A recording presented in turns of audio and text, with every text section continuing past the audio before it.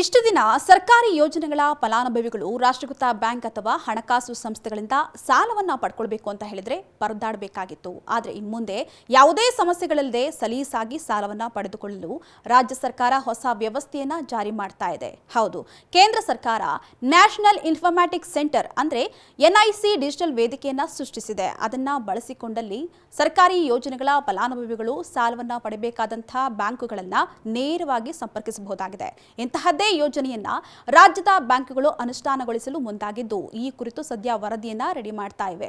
ಒಂದು ವೇಳೆ ಈ ಯೋಜನೆ ಅನುಷ್ಠಾನಗೊಂಡಿದ್ದೇ ಆದಲ್ಲಿ ಜನರಿಗೆ ಸಾಕಷ್ಟು ಉಪಯೋಗವಾಗಲಿದೆಯಂತೆ. ಸದ್ಯ ಫಲಾನುಭವಿಗಳು ಬ್ಯಾಂಕುಗಳಲ್ಲಿ ಸಾಲವನ್ನ ಪಡೆಯಬೇಕು ಅಂತ ಹೇಳಿದ್ರೆ ಸರ್ಕಾರದ ಯೋಜನೆಯ ಫಲಾನುಭವಿಯಾದ ಪ್ರಮಾಣ ಪತ್ರವನ್ನ ಹಿಡಿದು ಸಾಲಕ್ಕಾಗಿ ಬ್ಯಾಂಕುಗಳಿಗೆ ಅಲೆದಾಡಬೇಕಾದಂತಹ ಪರಿಸ್ಥಿತಿ ಇದೆ. ಅಲ್ಲದೆ ಬ್ಯಾಂಕ್ಗಳು ಸುಲಭವಾಗಿ ಸಾಲವನ್ನ ಸಹ ನೀಡೋದಿಲ್ಲ. ಹತ್ತಾರು ಬಾರಿ ಅಲೆದಾಡಿಸಿ ದಾಖಲೆಯನ್ನ ಹಾಜರುಪಡಿಸಲು ಒತ್ತಾಯಿಸುತ್ತವೆ. ಅಲ್ಲದೆ ಸಾಲ ನೀಡುವಿಕೆಗೆ ಕುಂಟು ನೆಪವನ್ನ ಹೇಳಿ ನಿರಾಕರಿಸುವುದು ಕೂಡ ಕೇಳಿಬಂದಿದೆ. ಅಲ್ಲದೆ ಹಲವು ಷರತ್ತನ್ನ ವಿಧಿಸ್ತಾ ಇರೋದ್ರಿಂದ ಸಾಮಾನ್ಯ ಜನರು ಸಾಲವನ್ನ ಪಡೆಯಲು ಹಿಂದು ಮುಂದೆ ನೋಡ್ತಾರೆ. ಆದರೆ ಈ ಆಡಳಿತದಿಂದ ಎಲ್ಲವೂ ಕೂಡ ಕೇಂದ್ರೀಕೃತ ಡೇಟಾಬೇಸ್ ಮತ್ತು ರಿಯಲ್ ಟೈಮ್ ಅಪ್ಡೇಟ್ ಆಗುವಂತಹ ಕಾರಣ ಅರ್ಜಿ ಪ್ರಕ್ರಿಯೆ ಸಮಯ ಕಡಿಮೆ ಆಗಲಿದ್ದಂತೆ. ಅಲ್ಲದೆ ಸಾಲ ಅಗತ್ಯವಿದ್ದರೆ ಎನ್ಐಸಿ ಪೋರ್ಟಲ್ ನೆರವನ್ನ ನೀಡಲಿದ್ದು ಬ್ಯಾಂಕ್ ಅಲೆದಾಟಕ್ಕೆ ಬ್ರೇಕ್ ಬೀಳಲಿದ್ದಂತೆ.